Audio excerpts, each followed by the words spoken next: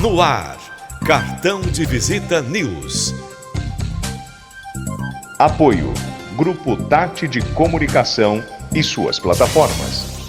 O Santa Maria Outlet está de portas abertas para revolucionar a sua experiência em compras. Localizado no KM 299 da rodovia Anhanguera, entre Ribeirão Preto e Cravinhos, o Santa Maria Outlet tem as melhores marcas nacionais e internacionais, lojas inéditas e exclusivas, com preços jamais vistos. É nosso compromisso. Outlet com preço de outlet. E para você curtir com toda a família, ainda tem praça de alimentação, espaço kids e muitas outras opções de lazer. Santa Maria Outlet, seu novo estilo de comprar. Ter um banco na palma da mão é ter mais praticidade, é ser Digimais. Pagamentos, transferências, Pix, cartão de crédito, tudo pelo app. Faça mais por você.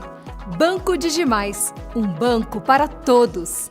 Após o sucesso do Residencial Guaporé 1, a construtora Pereira Alvim apresenta seu mais novo empreendimento em Matão. Residencial Guaporé 2. São lotes a partir de 360 metros quadrados em um residencial fechado, de altíssimo padrão e pagamento facilitado direto com a construtora. Ideal para você investir ou construir a casa dos seus sonhos. Viva com sua família no ponto mais valorizado da cidade. Com conforto, tranquilidade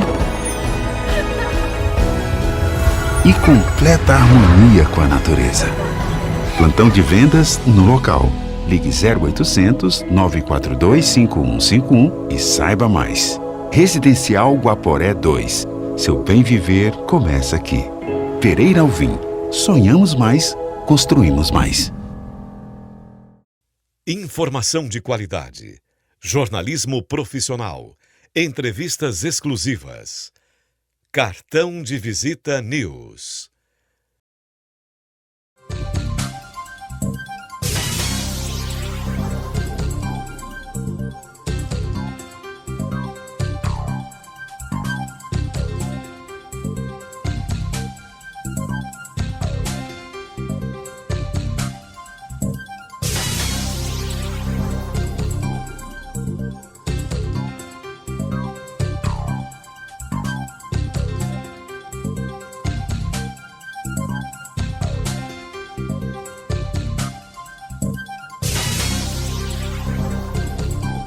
Cartão de Visita News, o seu programa de entrevistas.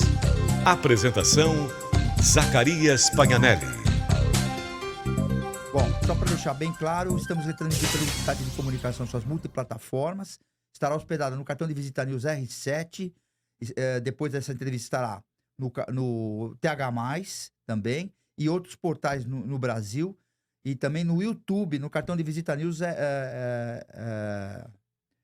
no Cartão de Visita News. Aliás, é importante que as pessoas se inscrevam no Cartão de Visita News no YouTube e também são dois YouTubes, são nos Estados Unidos e no Brasil. Cartão de Visita News USA e Cartão de Visita News, tá?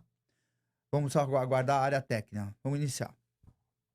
Bom, vamos lá? Estamos retransmitindo ao vivo pelo TH+. Estará hospedado no Cartão de Visita News R7, no TH+, e outros portais no Brasil. E também no Cartão de Visita News R7. Hoje a nossa entrevista está com o Dr. Irineu Fava, que é desembargador do Tribunal de Justiça de São Paulo. Estamos na Flórida, nos Estados Unidos. Então, Dr. Irineu, obrigado pela tua presença aqui, tá? Por estar aqui prestigiando isso. Eu sei que o senhor está de férias. Viu? O doutor Irineu teve que pôr... No final das férias. O doutor Irineu não está de beca, mas teve que pôr a camisa social, né? É informal a nossa entrevista, mas está aqui para a gente para prestigiar. Zacarias, para mim, boa tarde a você. Boa tarde a você que nos acompanha nessa tarde. Destacar desde logo, para mim é uma grata satisfação, uma honra poder novamente estar participando do seu cartão de visita, não é? Já é um programa consagrado na mídia brasileira, que leva assuntos da mais alta relevância, né, e importância, destaques de políticas públicas, etc., enfim, do cotidiano, não é? De tudo aquilo que acontece. E, como você sempre abre oportunidade, em relação ao judiciário nunca foi diferente. A gente sempre teve espaço, sempre teve oportunidade de divulgar o que fazemos lá. Então, é hoje a entrevista nesse sentido. Bom, doutor Irineu, eu faço questão de entrevistá-lo, e não é a primeira vez. Em São Paulo, já fizemos isso em São Paulo, já fizemos isso também nos Estados Unidos em uma outra oportunidade, mas é um cara vocacionado. O cara que é vocacionado, ele fala, não, tô de férias, não vou, não quero, eu quero descansar, tal. Não, ele tá sempre pronto para falar alguma coisa a respeito do seu trabalho, da magistratura, de como anda. Então, o que eu ia iniciar, que é um paradigma no programa, o nosso editorial é totalmente institucional, eu queria que, vamos do início, como sempre foi, né? Como é que foi Vamos contar de novo essa história para as pessoas que estão querendo fazer direito, que estão no direito, que são juízes de primeira instância, são advogados. Como é que começou a tua carreira? Como é que foi essa história de estudar direito? Sim, direito, eu acredito que, né, grande influência, né, do meu saudoso pai, infelizmente já não está mais comigo, mas meu pai foi um advogado militante, meu pai foi delegado de polícia, então eu sempre convivi muito na área forense, na área jurídica. E isso tenho certeza que influenciou muito a minha decisão de seguir uma carreira na mesma linha. Então eu estudei direito, depois eu fiz os cursos de pós-graduação, em seguida eu advoguei durante uns 4 ou 5 anos, depois eu fiz um concurso público, né, porque para juiz de carreira nós temos que, né, ingressamos mediante concurso público, apesar de ter também a parte do tribunal que é composta pelo chamado quinto constitucional, mas eu sou juiz de carreira já há 41 anos, já faz 41 anos que eu tomei posse, e passei por todos os estágios da carreira, por todas as etapas, e eu vi toda a transformação, toda a evolução que o Poder Judiciário sofreu ao longo desses 41 anos. Então eu tenho uma trajetória muito extensa, né? E praticamente convivi em todas as etapas e fases do Judiciário. Quais comarcas que você lembra de ter passado quando começou? Eu comecei a carreira como juiz substituto na comarca de Bauru, no interior de São Paulo. Depois, a minha primeira comarca como juiz titular foi Cafelândia. Depois eu fui promovido, fui para Praia Grande, no litoral paulista. Em seguida, eu fiz uma permuta com um colega, fui para Rancharia. De Rancharia eu fui para Araçatuba. De Araçatuba eu fui para Lins, minha terra natal. E em seguida eu fui para São Paulo, onde eu estou lá desde o final de 1997 até os dias de hoje. Em linhas gerais, parece curtinha, mas isso demorou 41 anos. Não sei se é prática, se é normal isso para qualquer juiz. Como é que foi, isso eu me lembro na época, como é que você foi diretor do Fórum João Mendes? Aquela enorme... Como é que foi isso? O João Mendes foi uma experiência riquíssima, né? Um aprendizado sensacional, tanto do ponto de vista jurisdicional, na atuação de magistrado mesmo, quanto na parte de gestão, né? De prédio e pessoal, né? Aprendi muito. Eu que vinha do interior não tinha tanto trato assim com um prédio, né? Uma unidade judiciária com aquela estrutura, né? Mega estrutura. Então eu fiquei lá por quase 5 anos como diretor e foi mais ou menos por acaso. O diretor que estava saindo, ele, né, era meu amigo, falou, eu vou indicar você para me substituir. Eu até falei, mas na época eu tenho pouco tempo aqui, eu sou novo, estou chegando agora. Eu falei, não, eu vou indicar a presidência, né? Ele me indicou e o presidente me chamou na época, falou, olha, vamos confiar o fórum ao senhor. Eu falei, olha, eu espero corresponder. Graças a Deus... É verdade que o diretor do fórum, ele cuidava do sabonete ao papel higiênico também, Sempre, não? diretor de fórum cuida de tudo, né? Cuida da cozinha, cuida do banheiro, cuida dessa parte toda. Quer dizer, para água, eletricidade, elevadores, pessoas. A estrutura do juiz estrutura, trabalhar, não? Toda a estrutura do prédio. E era um prédio muito grande. Naquela época, o fluxo de pessoas também era muito grande, né? E tinha ainda 2 tribunais na época que estavam lá dentro sediados, que era o primeiro tribunal, o segundo tribunal de alçada e o tribunal de alçada criminal, a gente chamava de Tacrim. Tacrim. Na época. Então, era um volume muito grande, era mesmo, assim, muita atividade o dia todo. Bom, o doutor Irineu, eu não sei, eu devo ter comentado no início, ele é desembargador, já está na segunda instância, e eu vou perguntar, como é que foi sua ida para o Tribunal de Justiça? Então, Explica essa questão de quando se fala em tribunal, acha que é tudo, né?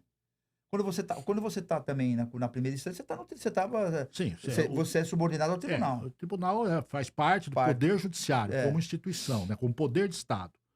E dentro do Poder Judiciário você tem as instâncias também, né? A primeira instância, que são aquelas comarcas, né, de iniciação do processo, né? Então são comarcas como São Paulo, Campinas, Bauru, enfim, Lins, etc. E você tem também a segunda instância, que é o Tribunal hoje de Justiça. Até um tempo atrás, né, até 2005, existiam os tribunais de alçada, que eram um estágio anterior entre a primeira instância e o Tribunal de Justiça. Essa escada, vamos dizer assim, esse grau de jurisdição, ele foi suprimido, né, e foi unificado o Tribunal de Justiça. Por isso que o nosso Tribunal de Justiça em São Paulo hoje, com toda certeza, é o maior tribunal do mundo.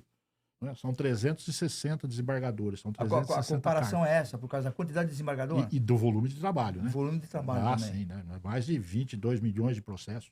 Você tinha uma historinha que você comentou outro dia, que fala, não, porque a gente, não sei quantos processos cuida aqui, que é grande, não sei se foi um outro país, que quando você falou o volume de trabalho da... Quando nós começamos a informatização no judiciário, e o Fórum João Mendes é um fórum, né, talvez o mais icônico da cidade, porque ele está no centro e ele é mais antigo, nós fomos fazer alguns comparativos, né, de outros estados. Então, um determinado estado da federação, que todo o volume do estado era inferior no número de processos que só do Fórum João Mendes em São Paulo. Então a gente guardou bem isso, e até a empresa que fazia isso na época teve uma certa dificuldade de adequar ou encontrar um programa de informática que atendesse bem às necessidades naquela época, né? Agora não, agora a informatização chegou e muito eficiente, diga-se de passagem. Doutor Enel, quais foram as funções que até hoje você fez no Tribunal de Justiça hoje, que você praticou?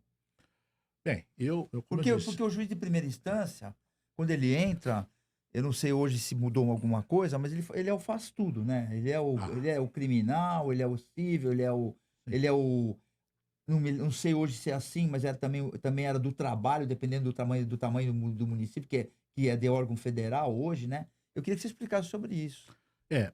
O juiz, na verdade, assim, quanto menor a comarca, mais atribuição tem o juiz. Ele tem, Por quê? Porque se o juiz está sozinho na comarca, só tem um juiz, ele é obrigado a fazer praticamente tudo. Né? Ele tem um treinamento para a parte do trabalho? Né? Hoje nós temos um curso de iniciação na Escola Paulista da Magistratura. Que é bem funcional. Quando ele ingressa na carreira, ele passa um período, né, tomando conhecimento, tomando contato já com essas questões que ele vai efetivamente enfrentar assim que assumir mesmo uma comarca, né? Se assumir a sua função propriamente dita. Então, hoje passa por um treinamento, por uma formação.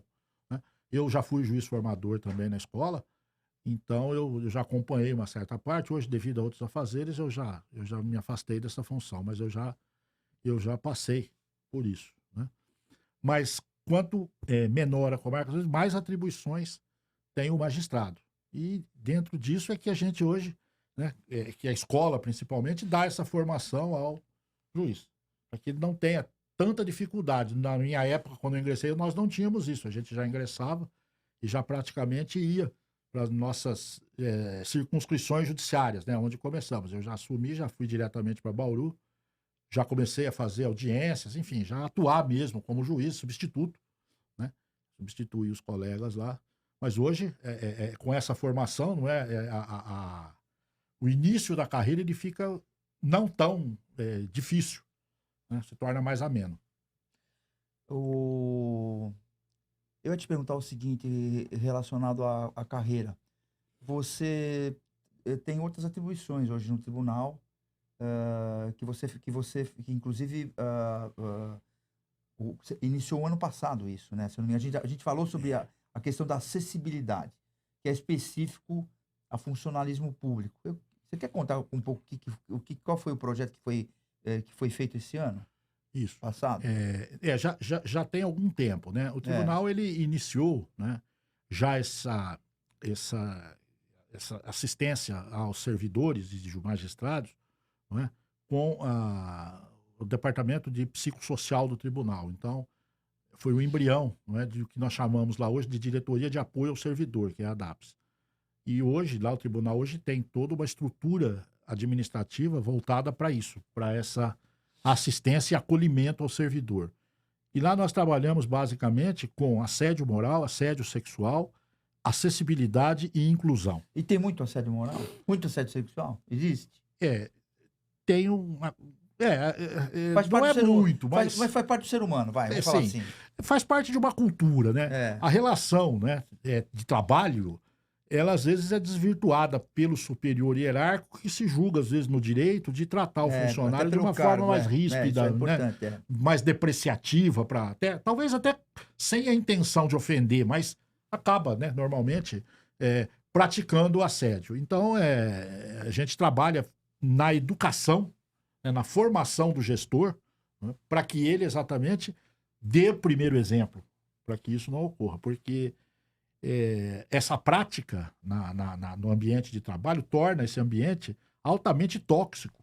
Bom, difícil de trabalhar. aliás, a tua função é pessoal do tribunal, né, Do judiciário. Do judiciário. Mas só em empresa privada. Se a gente sempre expandir existiu, isso. E estão trabalhando sobre. Então, hoje compliance. Mas hoje coisa- existe exatamente. Existe toda uma preocupação, não é? No sentido de melhorar essa relação de trabalho. Acabar com essa questão referente a assédio, a discriminação, a acessibilidade. Hoje isso daí é fundamental. Toda empresa hoje, né, com um número mínimo aí de funcionários, até com poucos funcionários, trabalha nesse sentido. Isso é até um caminho de como o próprio gestor, como funcionário, que atitude tomar para poder resolver. Até numa questão que a gente estava falando outro dia, de uma desculpa, né? Da pessoa se... Pô, eu não sabia que eu estava... Acontece muito isso. Eu estava exagerando no trato. É isso. A gente vem E percebendo... quem foi essa ideia? Não, isso é uma evolução, né? Como eu disse, começa no embrionário, né? Na parte psicossocial, por quê? Porque o ambiente tóxico de trabalho, ele tem um reflexo no funcionário muito ruim, do ponto de vista emocional, psíquico. Sabe? Acaba gerando no funcionário uma série de transtornos, muitas vezes, e que isso reflete diretamente na qualidade de trabalho do funcionário. Quer dizer, ele passa a produzir menos ou passa a produzir de uma forma insatisfatória, e isso reflete na qualidade do serviço. Então, é muito importante que, além do aspecto ético, moral da questão, a gente também tenha o aspecto de produtividade, de preservação do funcionário, né? Para que isso não ocorra. Eu fiquei sabendo de um caso outro dia, e eu acho que isso é natural.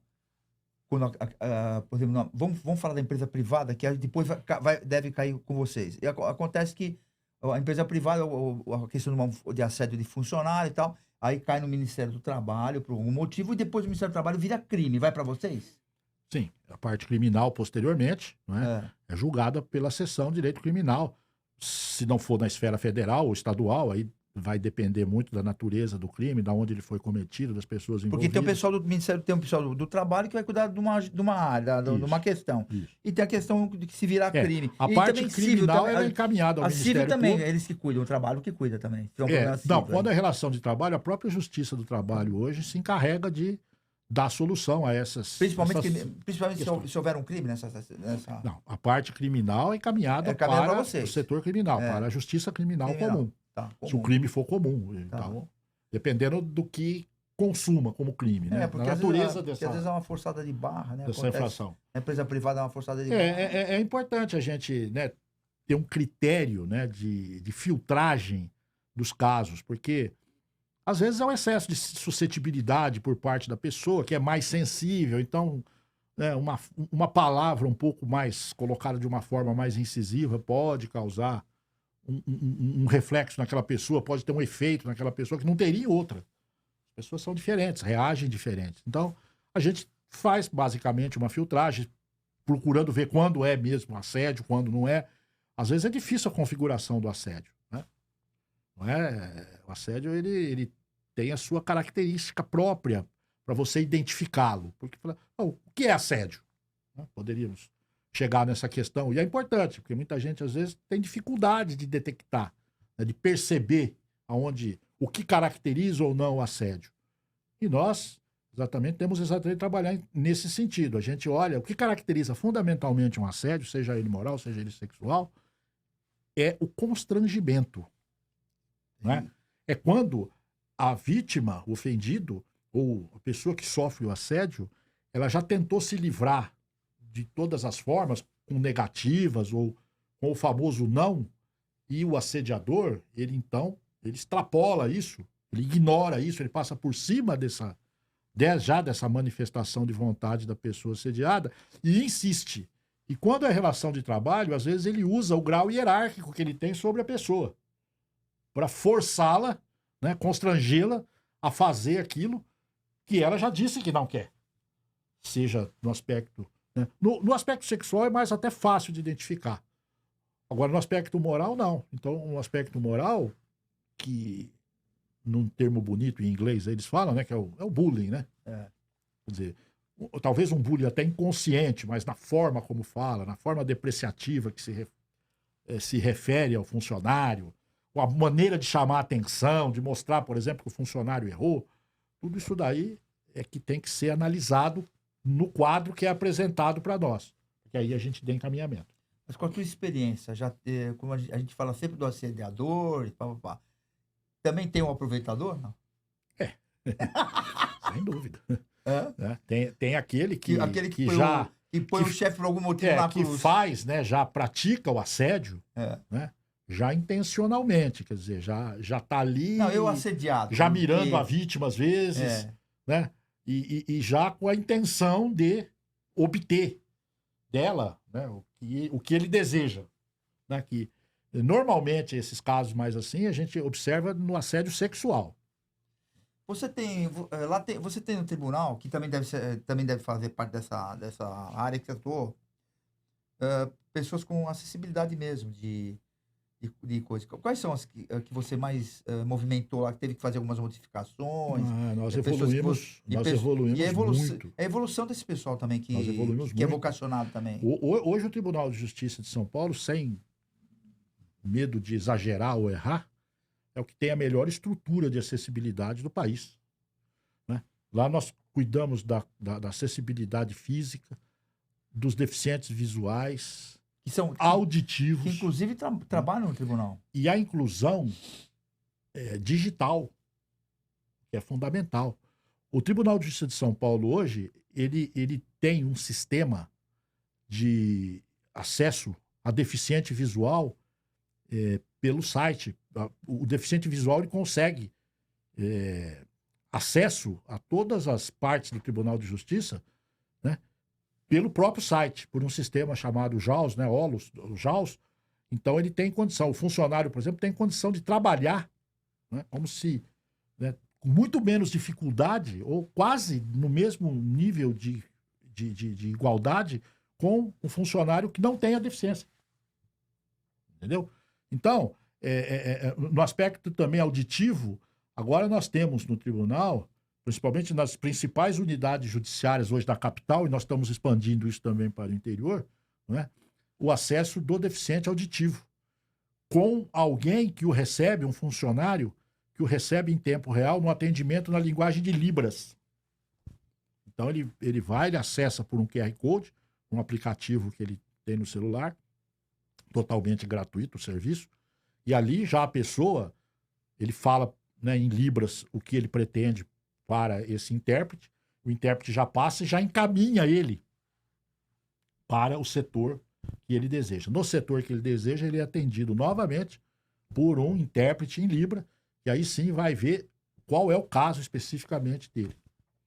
Então, dentro dessa estrutura que temos lá hoje, praticamente todas as pessoas com alguma deficiência, ela tem acessibilidade garantida. Nós estamos hoje mudando toda a nossa parte física. O que dá mais assim, trabalho do ponto de vista de volume, de gasto, é a acessibilidade física. Né? Porque os prédios normalmente, às vezes, são antigos, principalmente no interior, então muita escada. E a adaptação, né, de você colocar um elevador, colocar uma rampa é mais difícil. Mas os prédios novos, de uma maneira geral hoje, como protocolo de construção, a acessibilidade é fundamental. E que a gente diz sempre, a nossa proposta lá, o nosso trabalho lá, é em cima exatamente disso. Acessibilidade é igual a inclusão, que é igual a cidadania. Tem alguma outra atividade que você vai exercer agora a partir desse ano? Porque houve uma mudança agora grande, né? Agora mudou o presidente. Mudou o presidente. Agora- Mas o presidente atual que assumiu, já conversamos, eu devo continuar, né, à frente da DAPS, que é o essa doutor- diretoria de apoio. Doutor Loureiro, Doutor Loureiro, que né? inclusive o cartão de visita o entrevistou no Palácio como corregedor. Isso, ele era o nosso anterior corregedor. É. E o tribunal continua em boas mãos, porque nós tivemos agora, né, que encerrou o período do mandato, o desembargador Fernando Torres Garcia, que E também, também a gente foi entrevistar pelo cartão de visita fez uma lá no excelente Palácio. gestão. De uma elegância fora Sim, do normal. Muito grande e É. muito competente, muito hábil, muito inteligente. Uma pessoa preparada mesmo para o cargo, né? Talhada para a presidência. E o doutor Loureiro vem nessa sequência e tenho certeza que será também uma profícua gestão. Você concorda comigo que a pessoa, que perfil e vocação andam juntos, não? Eu acredito que Não, sim, você né? pode até não confirmar. Eu queria saber a tua opinião sobre isso. Porque às vezes eu fico olhando e falo, pô, ele tem perfil para isso. Aí pô, você vai ver, o cara é vocacionado mesmo para aquilo. Não, é o dom, né? Eu acho, para fazer certas atividades, para desempenhar certas atividades, né? A questão do artista, por exemplo, ele tem um dom que é ser artista. Ele não aprende a ser artista, ele é artista, né? Ele tem um talento, né? Que permite a ele desempenhar uma determinada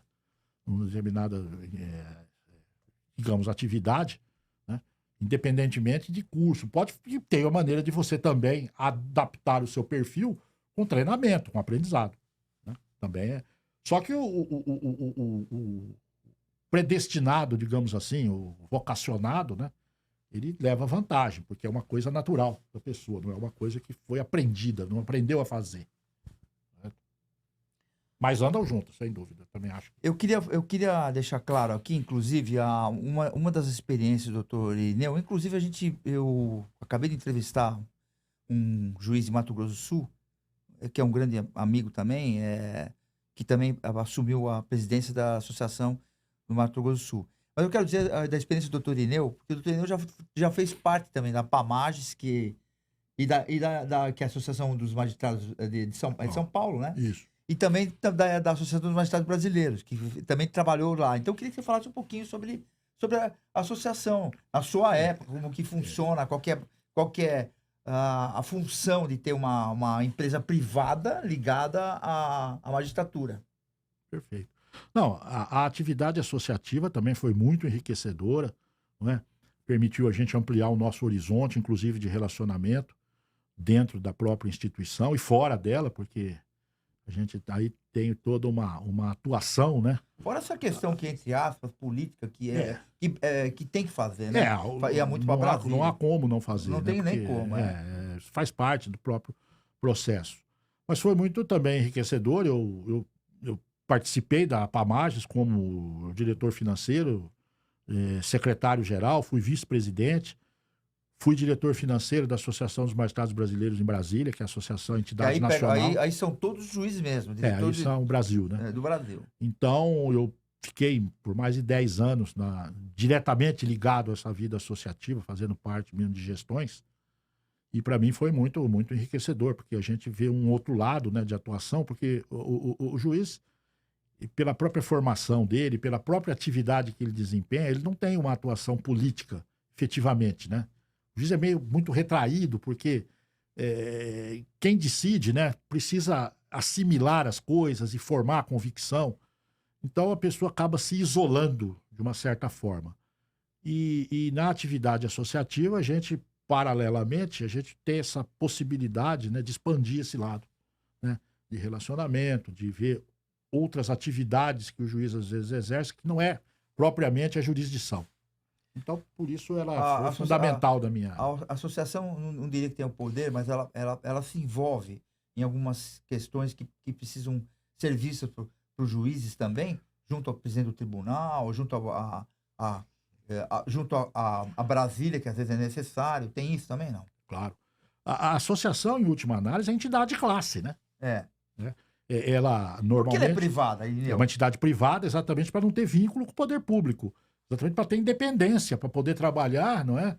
No interesse, né, da classe. Um problema ético mesmo. Sim.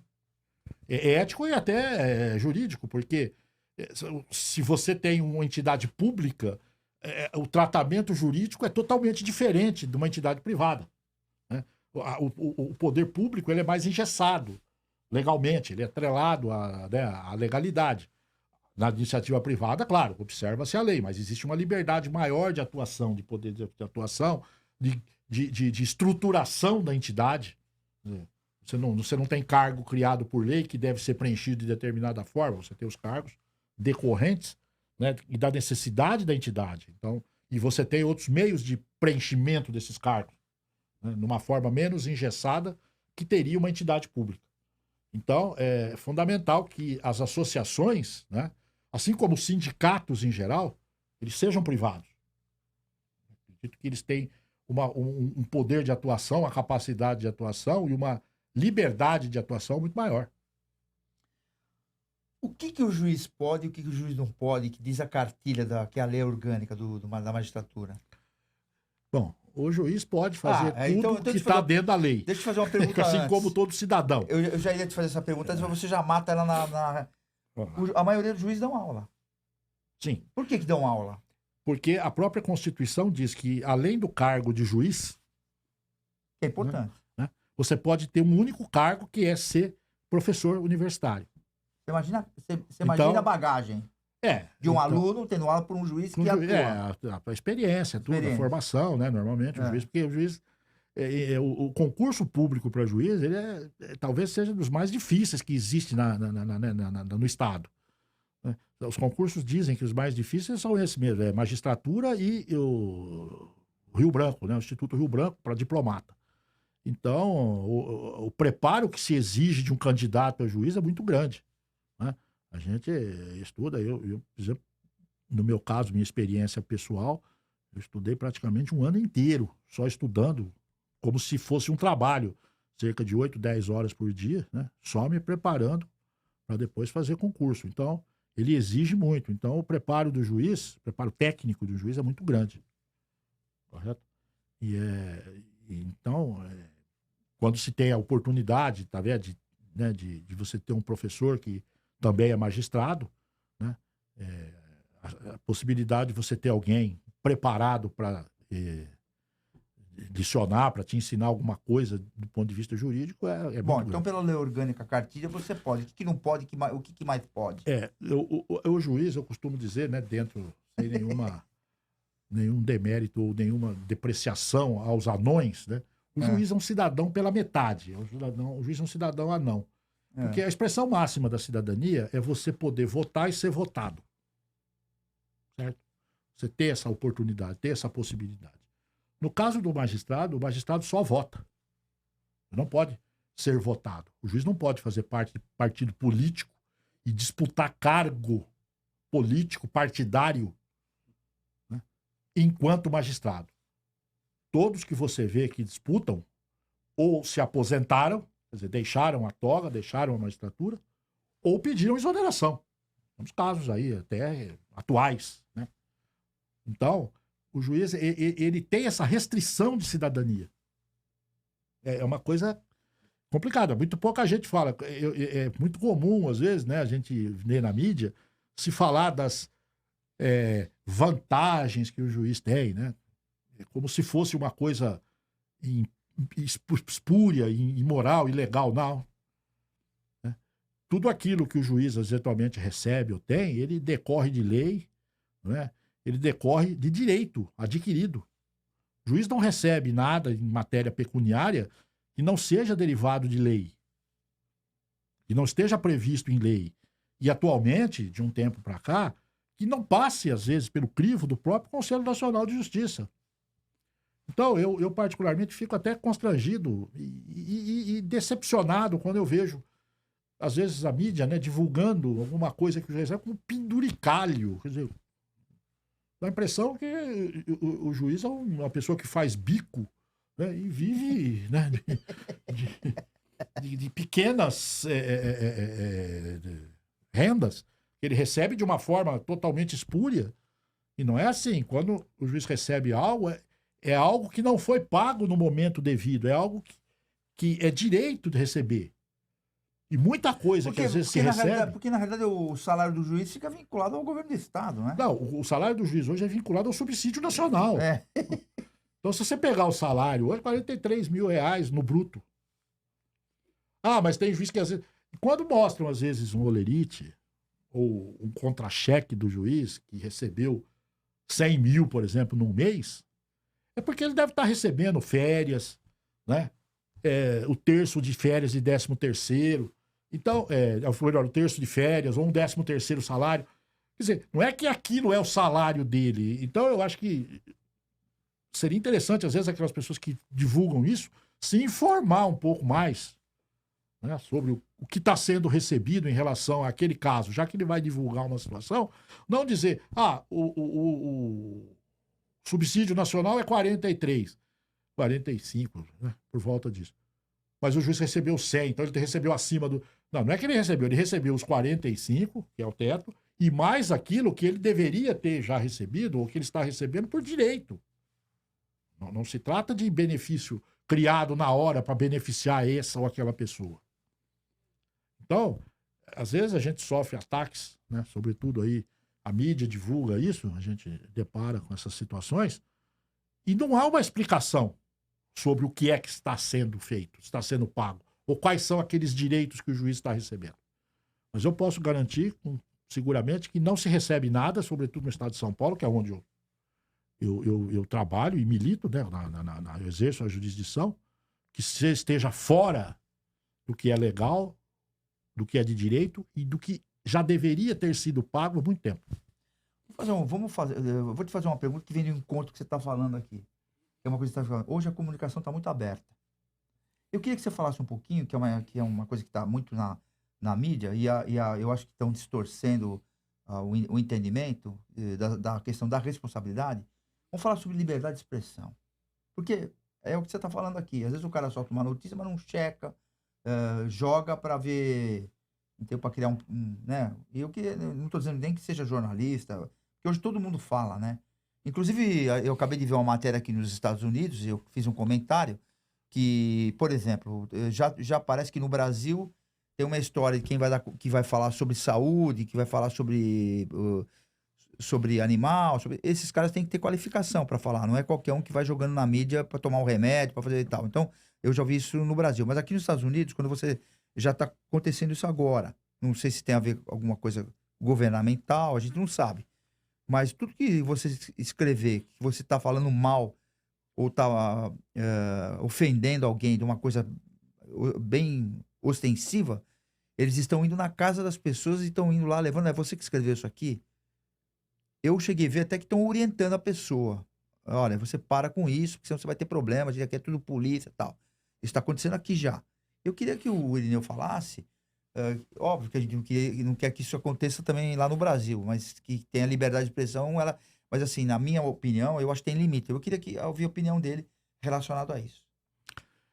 No Brasil, a nossa Constituição ela é clara ao estabelecer que a liberdade de opinião é livre. E, aliás, usa esse vernáculo, esse vocábulo livre.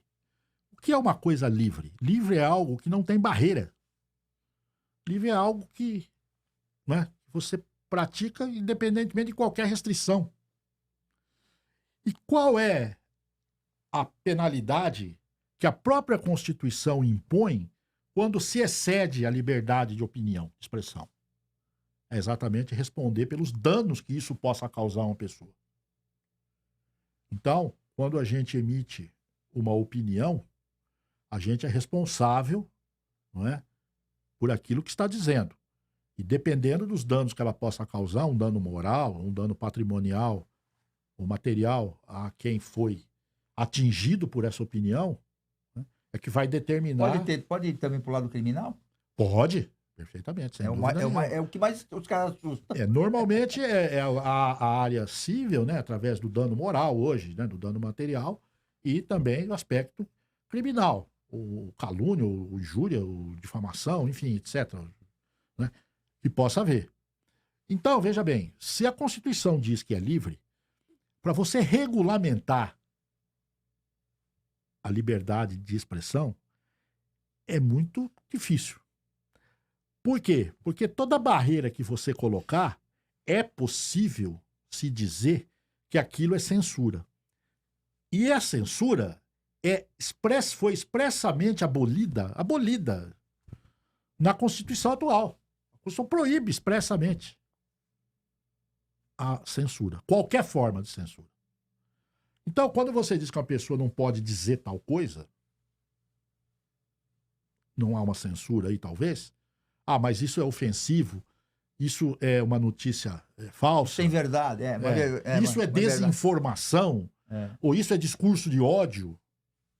Sim. Então, eu acho que tem que ser analisado muito bem, caso a caso, não é? Para que não se cometa exatamente exageros de se começar a censurar. Porque, à medida em que se começa a restringir, né, vai se restringindo, e fatalmente, uma hora, vamos censurar. Certo? Eu acho que a liberdade de expressão ela é fundamental, desde que com responsabilidade. Desde que quando você diga alguma coisa, quando você dê uma notícia, quando você emita uma opinião, aquilo tenha um respaldo. Se eu vou falar sobre saúde, eu tenho que ter uma base científica. Por exemplo, para eu criticar ou falar sobre vacina, por exemplo, eu tenho que dizer, olha, a vacina é assim ou é assado, não sei. Porque tem um estudo assim, ou tem um estudo assado, ou tem isso, ou tem uma confirmação científica. Se eu vou falar sobre atuação de pessoas, eu tenho que me checar muito bem antes para acusar uma pessoa, por exemplo, de, corrupção. Que hoje é muito comum aí a gente ver, né, essas acusações.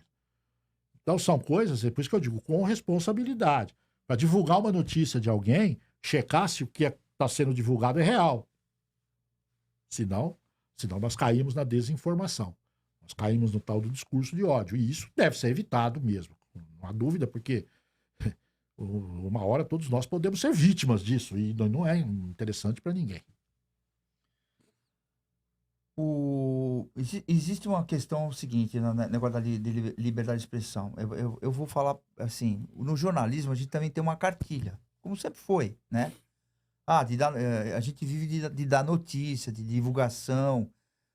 Hoje há uma mistura entre jornalismo e marketing, tá meio confuso. Mas quando a gente vai dar uma notícia, a gente tem que checar, porque senão, checar e às vezes você... como às vezes está fundamentado num monte de lugar, você já tá calçado do que você está falando. Mas às vezes você tem que ter documentos, porque normalmente vem muita também processo criminal contra jornalista. Eu cansei de ver isso. Quanto o diretor da TV Bandeirantes e da TV Record, eu cansei de ver. Não, e mesmo ações de indenização por dano moral, etc. Né? Isso é uma coisa mais do que... Tem casos que já passou para você que o cara pede dano moral e não tem nada de dano moral nenhum? Sim, claro.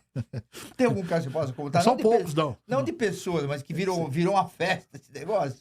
E qualquer coisa hoje é dano moral, né? Exatamente. Aliás, você estava falando negócio de companhia aérea, né? Que é uma coisa que é uma prática hoje também, né? Eu queria... Dá para falar sobre isso? Eu passei por um problema agora há pouco tempo, eu queria que ele contasse o que passa para ele. Hoje, né, dentro do tribunal, na nossa Corregedoria Geral de Justiça, nós temos lá um painel, né, de demandas e assuntos, etc., e temas, né, que são levados ao judiciário, né? Que isso não é segredo também. Não, é importante isso está em portal, né? Isso está lá. E a Corregedoria acompanha isso, a distribuição num determinado volume de ações que trata de um tema, de outro tema. E quando isso começa a crescer de uma forma exponencial, então ganha uma atenção maior, obviamente, né? E a gente percebe que em alguns casos, por exemplo, em relação a essas questões aí de transporte aéreo... Puta, né? Isso tá uma... Existe mesmo uma tendência, né, de um volume grande dessas ações, né? É o que se chama, às vezes, aí de advocacia ou de lide predatória, né? Quer dizer, as pessoas começam devido a qualquer falha que haja no sistema de transporte, né, exigir já uma indenização, né? Alegando que suportou um dano moral, um dano material em função dessa falha. Então, aqui também a gente hoje tem que analisar as questões, não é? Caso a caso. Atualmente, a legislação que cuida disso ela foi alterada um pouco, no sentido de determinar, de exigir que o ofendido, aquele que sofre o dano, prove o dano, né? Até um tempo atrás não havia essa necessidade.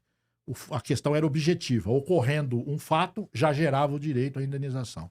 E exatamente em função dessa responsabilidade que a gente chama no direito de objetiva, é que cresceu muito o número de ações, porque atrasos e outros problemas mais ou menos corriqueiros, né? E aí que eu digo, tem que analisar um por um. Né?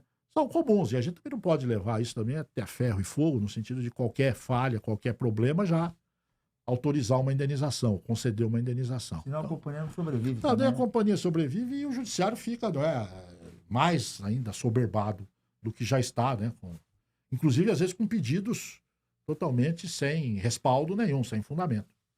O doutor Irineu tá indo para Nova York num casamento e a roupa, ele tá com a roupa na mala, tá com a beca dele, com a beca não, com o smoking dele na mala, a beca ele usa no tribunal, nas audiências. E aí o que acontece? Chega lá, a viagem tranquila e tal, chega lá, a mala dele não tá lá no aeroporto com as roupas que ele tem que utilizar no casamento no dia seguinte. Isso é um O problema. doutor Irineu processa a companhia, não? O desembargador, não? Ué, dependendo do grau que isso aí causar, né? Dependendo do Não, você tem que reflexo chegar que lá, tiver, você tem que comprar roupa, você tem que... o transtorno que a gente tem em função Isso aí disso... cai o quê? Porque No dano moral? Isso é uma falha relativamente grave em relação ao contrato que você celebra com a companhia aérea. A companhia aérea, o que ela contrata com o usuário? Ela contrata o transporte propriamente dito e tudo que envolve. Quer dizer, levar a bagagem, né? Levar a pessoa sã e salva, dentro de um determinado horário, de um determinado tempo. Então, quando ela falha em relação a isso, precisa saber por que falhou. Se foi exatamente uma falha porque o serviço não é bom, né? O serviço é ruim, é um caso. Agora, se foi uma falha que você não pode imputar a ela, como se diz, né, numa linguagem técnica, né? Se for um fortuito, um fato que ocorra, que é interno da própria atividade dela, aí ela responde.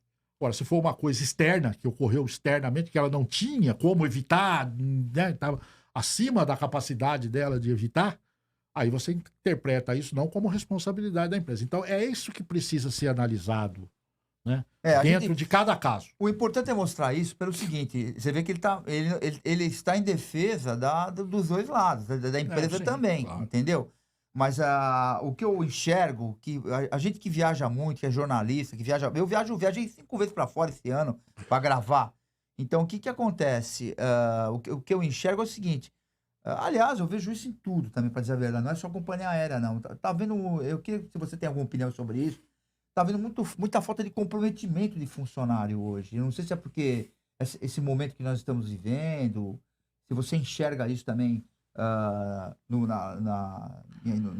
assim, as pessoas não eram que nem antigamente, a gente entrava para hoje, não sei, a impressão que a gente passa, né? Você vai perguntar pro cara,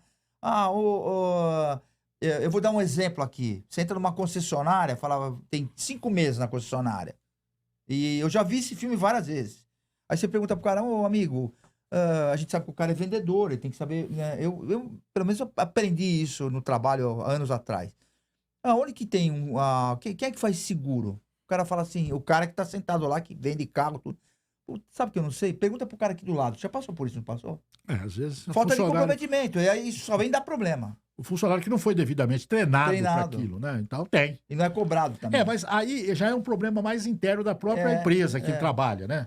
Quer dizer, quem tem que ver essa providência, se o funcionário ele é comprometido, se ele veste a camisa, se ele se empenha na função... A empresa, primeiro. Então, mas isso aí também, não vem acarretar um problema sério para a empresa em algum momento, quando atende o consumidor? E às vezes para o usuário também, né? Porque o usuário vai em busca de alguma informação, em busca de algum serviço, esperando receber, e chega lá e percebe que a situação Porque é o pior. seguinte, a área dele, para quem não sabe, porque é do meio, tudo bem, ele é segunda instância. Normalmente, os caras recorrem à área dele para ver se há uma reforma da primeira decisão que o juiz deu lá atrás.